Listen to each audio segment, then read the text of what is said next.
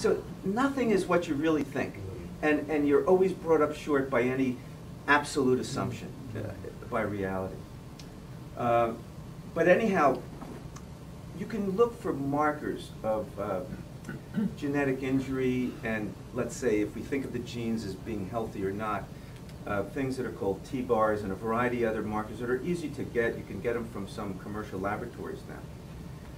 And there was a study in Europe, which I haven't been able to get my hands on, so it's hearsay.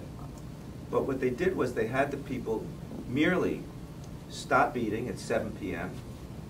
They could drink water, but they didn't have anything more till 7 a.m. And just a 12-hour fast every day produced an improvement, at least in those biomarkers, that we think reflect an improved stability of the genes, etc. And I've looked hard to find that, and it may be in the German literature, which I can't read, so at any rate, I think that simply not eating a lot late at night and even, seeing if you can go for 12 hours without eating has great potential value. That's after 7 p.m.? Well, you could do it after 8 p.m. to 8 a.m. I don't care when you do it, really. If you like a late snack, then eat at 11 o'clock at night, but don't eat till 11. And then caffeine intake seems to really, because it sort of pushes the fight or flight hormones a little too much, and that, again, is a promoter of metabolic syndrome. So these are some supplements that actually, in the decent literature and in many studies, when I say decent, it's not the highest quality literature, but it's decent literature, that have benefit in helping people with metabolic syndrome. But I will tell you, it's absolutely useless to take these supplements and not change your eating, right? But all of them can be integrated into the part of a program, either to promote people's health for different reasons, or to help people who are undergoing, treatment for their cancer, and people who've completed treatment for their cancer and would like to create, again, a milieu that was inhospitable to recurrence. But again, to do these things without dieting is like spitting in the ocean. You'll not, I don't think you'll accomplish anything. And these are just some foods: blueberries, raspberries, cherries, apples with the peel, lemon, goji berry, which I think tastes terrible, persimmon and jujubes, which I've never had. I thought they were candies. And then the vegetables, garlic, onions, none of these things are sweet. The sweet potato is not bad, and actually it is a wonderful indulgence, and it is pretty darn good for us. And nuts and seeds in modest quantities. And some nuts are better than others, like walnuts are particularly good. Pistachios aren't so bad, and almonds. But like cashews, not so good. Olive oil, apple cider vinegar, other things that most of us don't eat much. Caraway, capers. Capers in Europe, they have more of those. Sauerkraut. I forgot the sauerkraut, you're right. But that's in the cabbage family, if I didn't put it up there. And then there's some beverages that are good for us, the chamomile tea and the green tea, and if you must sweeten, then the stevia, allegedly, at least in the work of people, is decent. And this is a typical protocol that you might consider, but I'm not telling you to do this, but say, because again, you'd individualize this, but these might be doses of things that you might consider, some, but maybe not all. Because it gets overwhelming for people to take too much stuff. But milk thistle is a big sleeper because it definitely it works like a medicine called metformin by reducing gluconeogenesis, the excess production of sugar from your liver. And we've had some pretty good experience with chromium, although you'd like to know if something was low. So I'm not going to go through each thing. They're here, and people can get on our website and see them later. But what you will see, I think, is an interesting kind of recurrence of themes of some of these products through different issues like dealing with inflammation as well.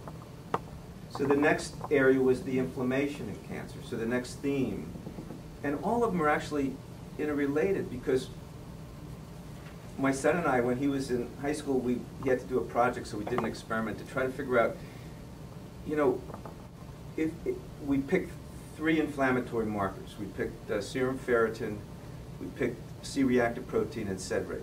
And we just measured them in a, you know,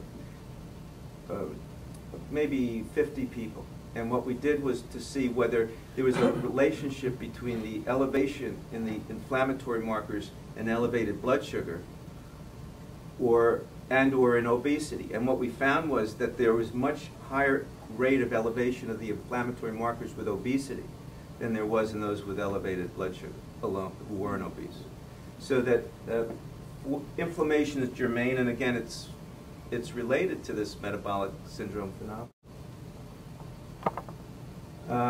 So C-reactive protein is an important prognostic marker for long-term survival in cancer patients, independent of race, tumor stage, and body mass index. And it's not clear that elevated CRP is associated with an increased incidence of cancer. They've really looked hard for that, but haven't been able to demonstrate it. But here's some articles: circulating C-reactive protein concentrations and risks of colon and rectal cancer. This was a nested case control study. This one did show evidence that elevated CRP was related to a higher risk of colon cancer, but not rectal cancer, predominantly among men and independent of obesity, insulin resistance, and dyslipidemia. But there have been other studies that haven't been able to demonstrate this. So toxicity of chemotherapy resulted in elevated inflammation, is associated with more severe low blood counts during chemo, cachexia, or the wasting that can associate with cancer. The elevated CRP correlates with weight loss, low appetite, and muscle wasting, and fatigue and poor quality of life, which is actually often a more prevalent problem in people with active cancer that's progressing than is actually pain. And elevated CRP correlates with measures of fatigue and poor quality of life in the cancer patients. So there's nutritional factors that can modulate inflammation. Let's see if I get all this. So the ones that sort of promote inflammation have more omega-6 relative to omega-3. Omega-6 by itself is a type of fat. It's not the villain. Even more saturated fats may not be the villain. It's really a proportional issue. And in fact, your cells, to truly be healthy, need essential oils that can only come from the outside, you can't make, that are omega-6 oils. And they predominate in the cell wall, not the omega-3s. But at any rate, commercially raised meat, poultry, dairy, and eggs, vegetable oils, corn flour, safflower, soy, and others aren't so great for you. And many nuts and seeds, particularly if there's some rancidity in them. They tend to promote production of pro-inflammatory compounds which foster tumor growth and progression, promote angiogenesis, and suppress immune function.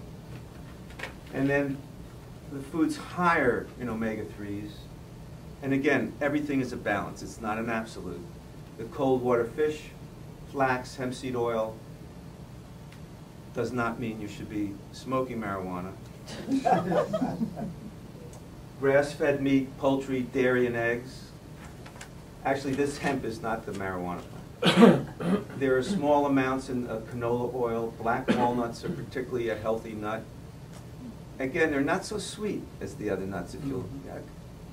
And leafy greens, leafy greens, leafy greens. Really, the more, really the better.